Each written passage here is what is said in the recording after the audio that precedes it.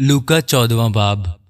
फिर ऐसा हुआ कि वो सबत के दिन फरीसियों के सरदारों में से किसी के घर खाना खाने को गया और वो उसकी ताक में रहे। और देखो, एक शख्स उसके सामने था जिसे जलंधर था।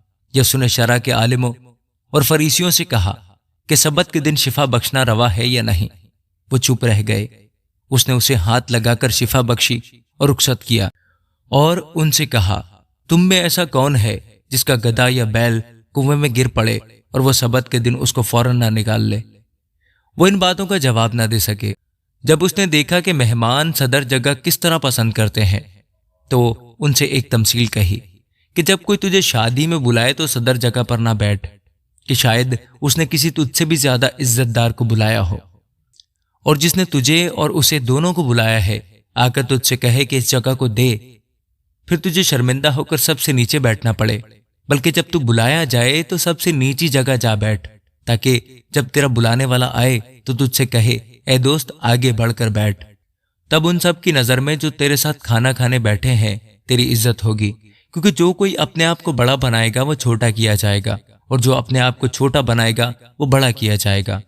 फिर उसने अपने बुलाने वाले से भी ये कहा कि जब तू दिन का या रात का खाना तैयार करे तो अपने दोस्तों या भाइयों या रिश्तेदारों या दौलतमंद पड़ोसियों को ना बुला, ताकि ऐसा ना हो कि वो भी तुझे बुलाएं और तेरा बदला हो जाए।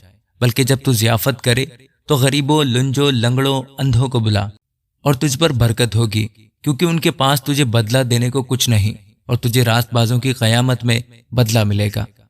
जो उसके साथ खाना खाने बैठे थे उनमें से एक ने ये बातें सुनकर उससे कहा, मुबारक है वो जो खुदा की बादशाही में खाना खाए। उसने उससे कहा, एक शख्स ने बड़ी जियाफत की और बहुत से लोगों को बुलाया, और खाने के वक्त अपने नौकर को भेजा कि बुलाए हुओं से कहे, आओ अब खाना तैयार है। इस पर सब ने मिलकर उज़र करना शुरू किया। पहले ने उससे कहा, मैंने खेत खरीदा है, मुझे जरूर है कि जाकर उसे देखूं। मैं तेरी मिन्नत करता हूं, मुझे माजूर रख। दूसरे ने कहा, मैंने 5 जोड़ी बैल खरीदे हैं और उन्हें आजमाने जाता हूं, मैं तेरी मिन्नत करता हूं कि मुझे माजूर रख। एक और ने कहा, मैंने ब्याह किया है, इस सबब से नहीं आ सकता। बस उस नौकर ने आकर अपने मालिक को इन बातों की खबर दी। इस पर घर के मालिक ने गुस्से होकर अपने नौकर से कहा, जल्द शहर के बाजारों और कूचों में जाकर गरीबों, लुंजों, अंधों और लंगड़ों को ले आ। नौकर ने कहा, ए खुदावन, जैसा तूने फरमाया था वैसा ही हुआ, और अब भी जगह है। मालिक ने उस नौकर से कहा कि सड़कों और खेत की बाड़ों की तरफ जा और लोगों को मजबूर करके ला, ताकि मेरा घर भर जाए, क्योंकि मैं तुमसे कहता हूं कि जो बुलाए गए थे उनमें से कोई शख्स मेरा खाना चखने न पाएगा। जब बहुत से लोग उसके साथ जा रहे थे तो उसने फिर कर उनसे कहा, अगर कोई मेरे पास आए और अपने बाप और माँ और बीवी और बच्चों और भाइयों और बहनों, बल्कि अपनी जान से भी दुश्मनी ना करे, तो मेरा शागिर्द नहीं हो सकता। जो कोई अपनी सलीब उठाकर मेरे पीछे ना आए वो मेरा शागिर्द नहीं हो सकता।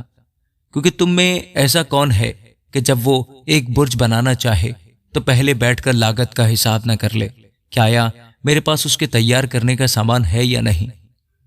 ऐसा ना हो कि जब नींव डालकर तैयार ना कर सके तो सब देखने वाले ये कहकर उस पर हंसना शुरू करें कि इस शख्स ने इमारत शुरू तो की मगर तकमील ना कर सका।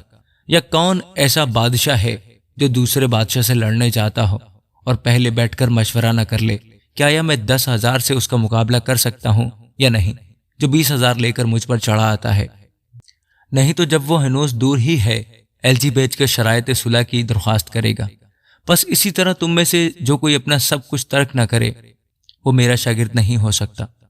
नमक अच्छा तो है, लेकिन अगर नमक का मजा जाता रहे तो वो किस चीज से मसादार किया जाएगा। न वो जमीन के काम का रहा न खाद के। लोग उसे बाहर फेंक देते हैं। जिसके कान सुनने के हों वो सुन ले। आमीन।